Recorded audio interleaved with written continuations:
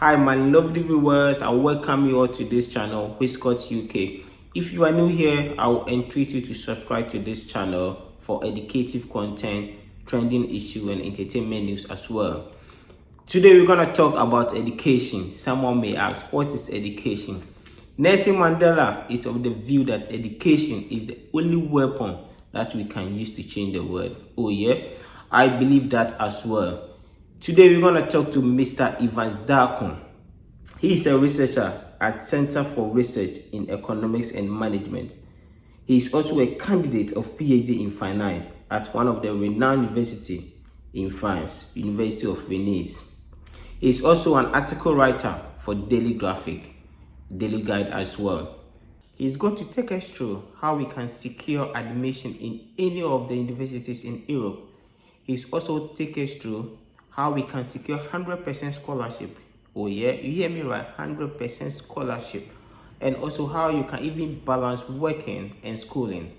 If this topic interests you, watch till the end. We just want to show appreciation for your time.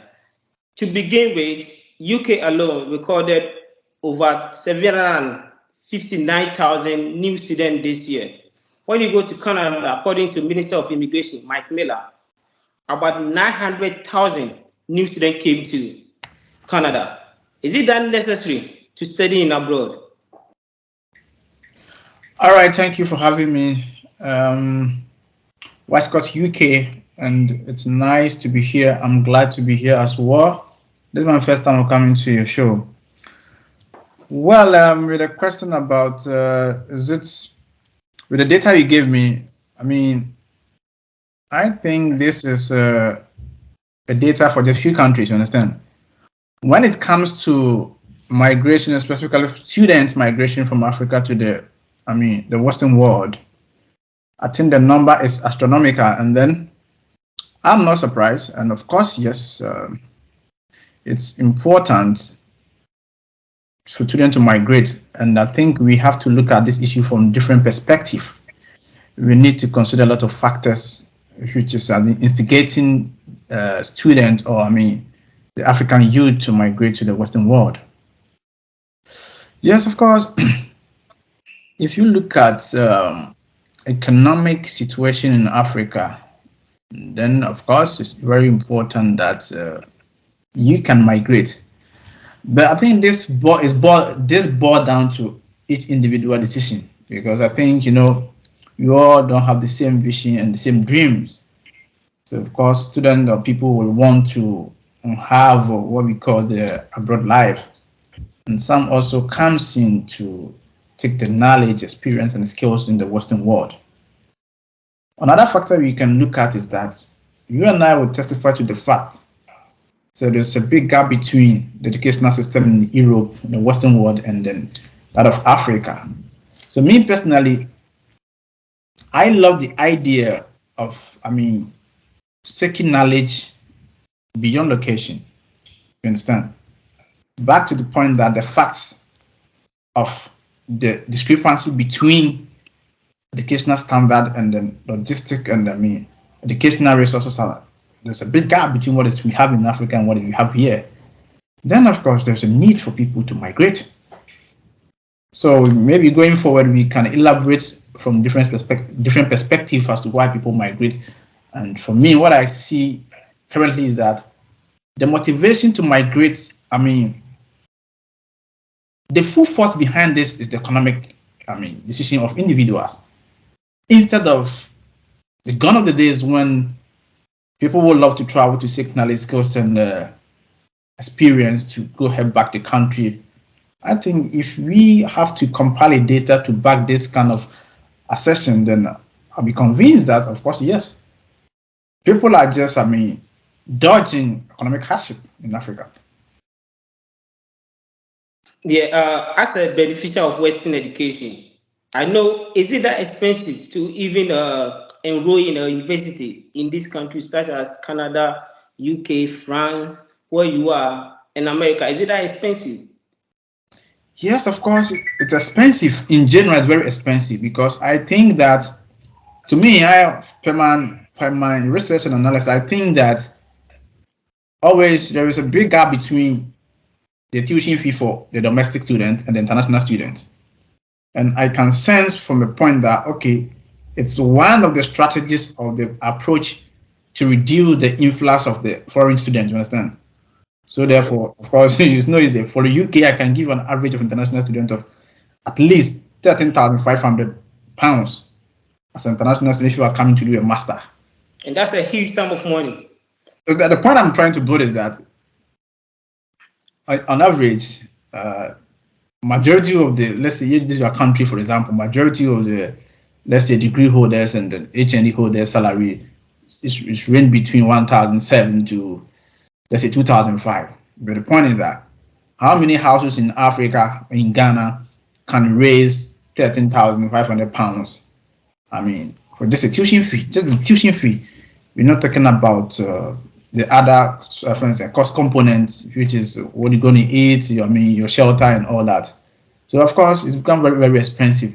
But however, some institutions have scholarship, but irrespective of scholarship, if you do not get full scholarship, I tell you, it's very, very expensive.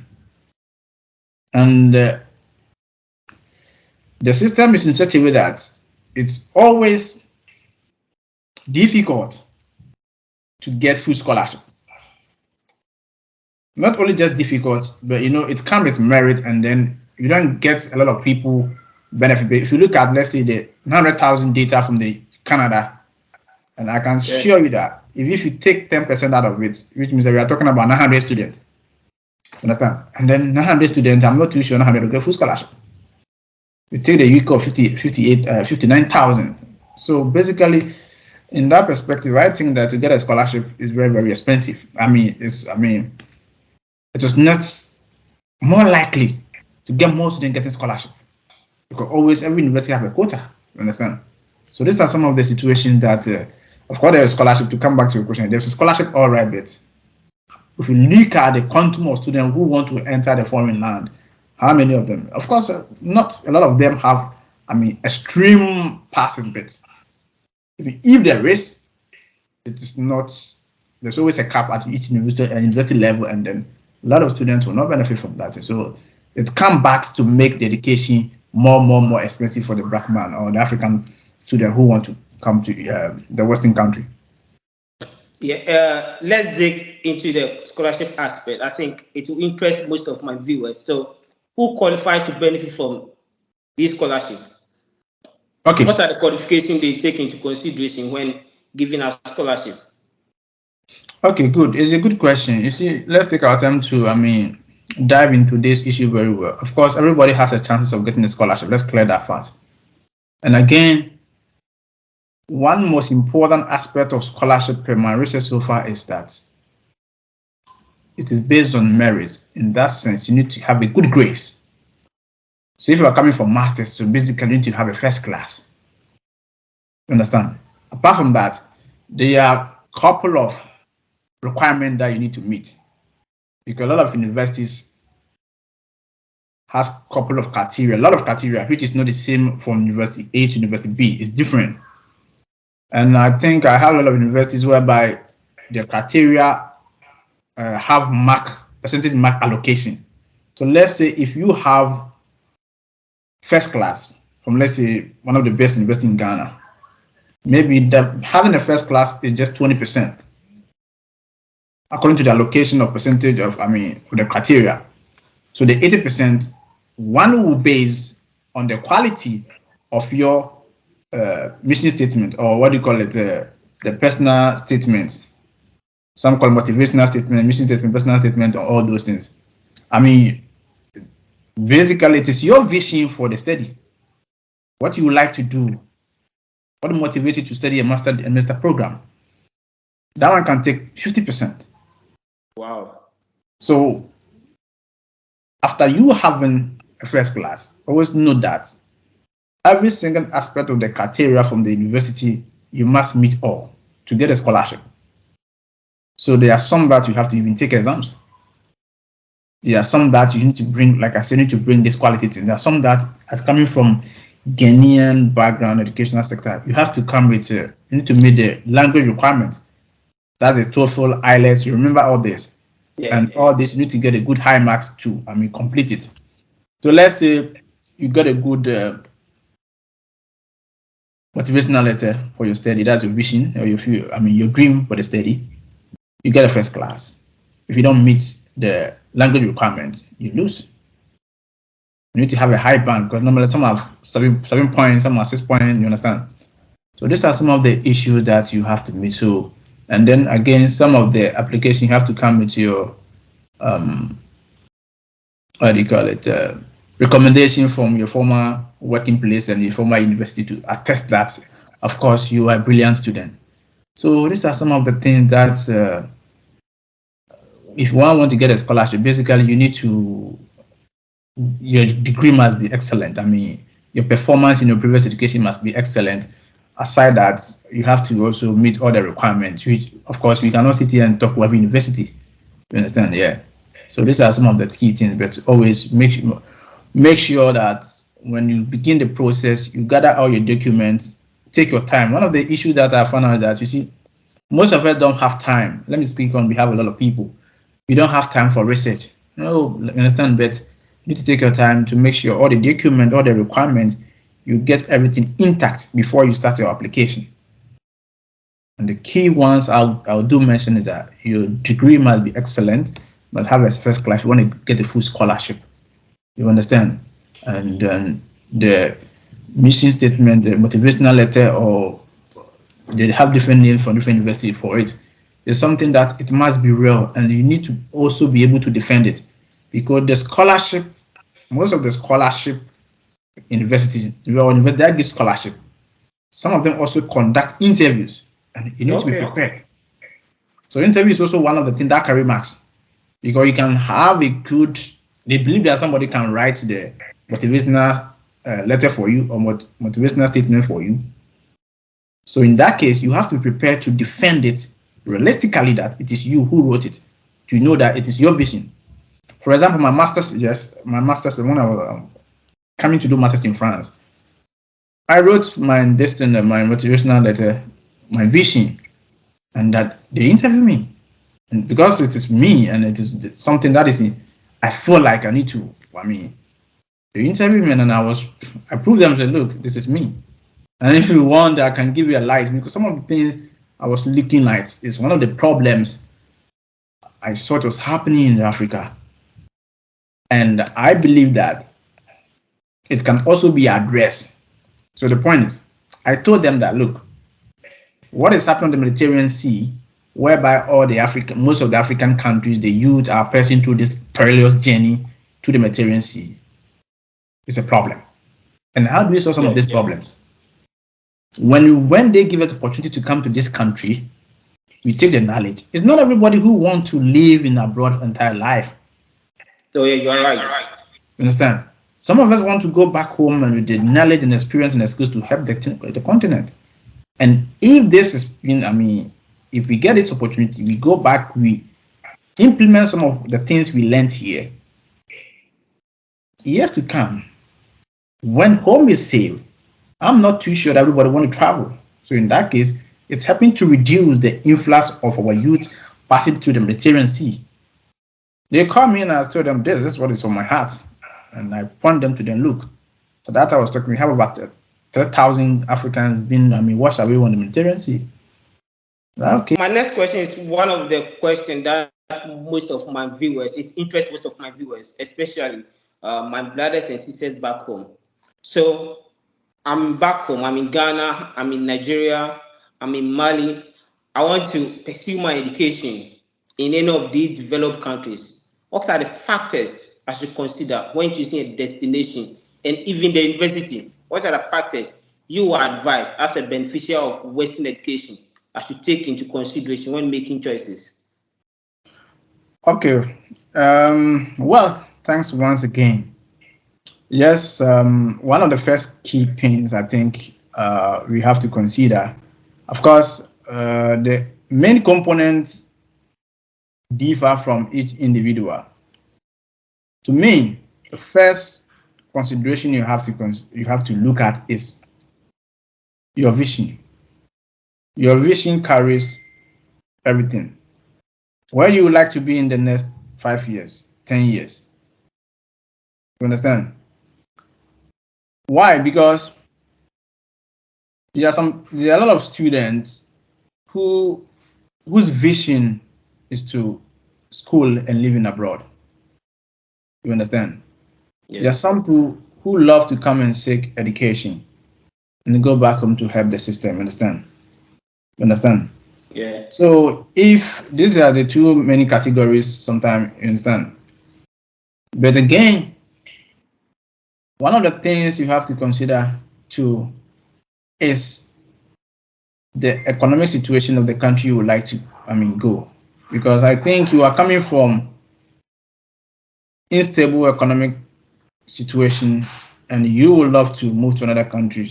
So in that case, I think it is not advisable to choose a country which has economic instability.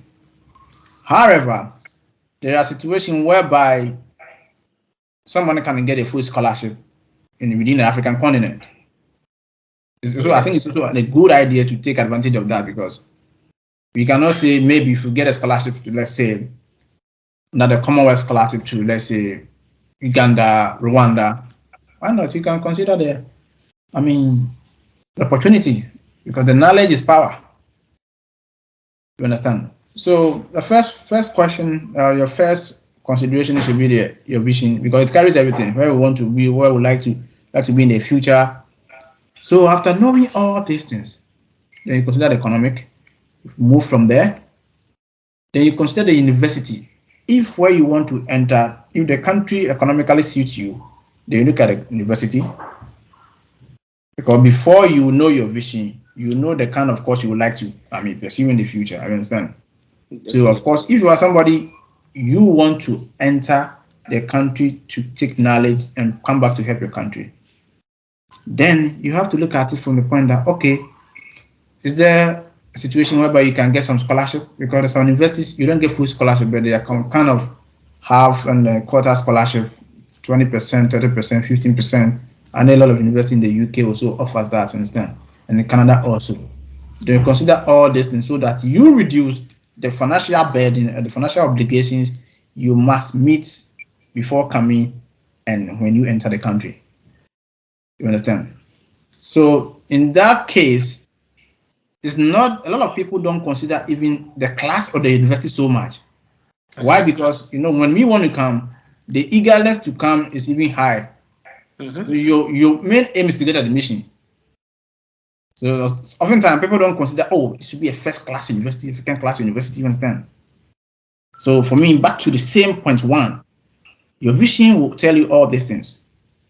So if hook or crook you need to come, either to seek education, go back to your country, whether you want to stay here, then it will determine that, okay, let me take an university at all that give me that offers the course I would like to and pursue, or the university that will give me some kind of scholarship. Because the first class universities, I tell you, you can get admission, but the scholarship base become highly competitive. Then you may be put at a disadvantage. Understand? Even just let's say language test mark can beat you, because like you say, they will need a band of maybe 7.0 IELTS or TOEFL, and if somebody gets 7.5 and you have 7, you are down. So these are some of the things that I think we should consider when choosing. Good, that explanation. So I think you made mention of economic situation. Most of us coming here to school, it's not that easy to sort out your school fees, your accommodation, other expenses. Will you be allowed to work whilst you school? Thank you. That's a good question. West Coast UK, I think this is a very good thing. I think you need to keep doing this. To enlighten, educate the people, our friends, families back home in Africa. Look, there's a misconception. People think that once you enter in a foreign country, you are going to work. We all have this mentality, but unfortunately, the reality is opposite. Why? Basically, France, for instance, when you arrive, I cannot say for now. Even to get you need to get your bank, you need to get address, you need to get your visa validated before you get social security. And we all know that before you can, you need to get a social security number. And this thing can take, depending on the country, at least 4 months. We all fell into this trap. My master level, I tell you, I came with small, not all. We all struggle to make the life of ourselves. Thinking that when I arrive, I'm going to get a job to work. It doesn't work like that. It took over, I think, 5 months, at least 5 months before you get your bank account. Because before you can work, you need to get a social security number, you need to get a bank account, you need to get an address. And before you get a bank account, your visa needs to be validated in here. The validation of the visa before you can even. So if you get a bank account, you're looking for social security number. And all these things can take, I don't know, I cannot speak for other countries, but it takes time everywhere. So let's say the fastest country will take you like 90 days, the fastest country. So basically, when you are coming there, you need to prepare for in the next 60 days or 90 days. If it's 4 months, you need to prepare. I think it should be one of the main point that we need to preach for our colleague out there to know before coming. Whoever tells you that, oh, you can work immediately. Of course, like I said, some countries you can work immediately, but I don't think when you arrive in the next week you can work with your own, document. And even here in the UK, you can only work for 20 hours within a week. So just imagine how you were able to sort out your bills, your school fees, and other things without any family support. So I think you are right. You need to take this economic situation into consideration when you choose school, because working 20 hours in a week, taking consideration your bills, other things, yeah, you can imagine. Yeah. So can you quickly take us through the process? You want to apply for the university here. Can you quickly take us through the process? Okay. All right. Yes. Again, it depends on each university. But the few I know, like first of all, you need to. It depends. Some people, the person doesn't know how should I even search for the university. So one of the things I can recommend is that you go to Masters portal. If it's Masters, you just Google it. You understand? Or if it's in Europe, you just Google it. Maybe universities in Europe, and then I think Masters portal and maybe degree portal, or first degree portal. It can give you. It has a filter whereby you can enter. Okay, even the school fees range you can enter, or the location if it's Europe, Latin America, North America, it is there to filter to get all those information. So first of all, I think you have to look at the university or the continent you would like to pursue your next level of education, and then you have to always look at the financial situation also. So you have to just take all those information. It comes with time, You see, nothing good comes easily. These are some of the things that I think in Ghana, somebody will say, well, okay, I would like to become a travel agent or something. So they have to sit down to do all this research. But I will entreat our colleague out there that, look, of course, most of the hours you're going to spend on Facebook, you can just use your phone to do checking all these things. Some of the things, if you can do it, individually, I told you this before you come here. I told you that you don't need an agent. Yeah. If we really want to travel with this education, you don't need an agent. All you need to do is to sit down, do research. Sit by your machine, your laptop, your phone, and do the research. So back to the question again, you have to do your research about the university or the continent you would like to go. After considering the universities, differences in terms of education, school fees, facilities. That's not even much important. After looking at the economic situation of where you would like to go, you look for information on all these things, the requirements. A lot of universities have different requirements. So universities now, for example, they don't require Ghanaian students to come with IELTS and TOEFL examination, test result, whereby you can just request for university proficiency, English proficiency. They will just write few sentences to say that, oh, look, this is a person completed school here, and all the courses was conducted in English. So this is one of the things. So you have to look at where you want to go, look for information for university 1, 2, 3. For me, my best advice is that if you want to travel, do a research and search for 10 universities. And out of these 10 universities, categorize them to different countries based on the economic profile. Mm-hmm. You understand? Then you look at the requirement of each universities. So you look at which of the universities, the requirements you meet 100%. After meeting this requirement 100%, then you compare the school fees. You compare other benefits, attracting things there. Some, in terms of scholarship, this one for scholarship, this one for 20%, 30%. Then again, don't forget to look for the school fees payments, installment payment. One of the key important things. It differs. Some will say, okay, once they give you the admission, you need to pay 30% within 2 weeks, 14 days. If you don't pay, your admission will be revoked. So this is one of also the key important things you need to consider when you are comparing universities. So you're comparing all this and say, okay, then you finally decide on which of the universities, the country, and the course you would like to do.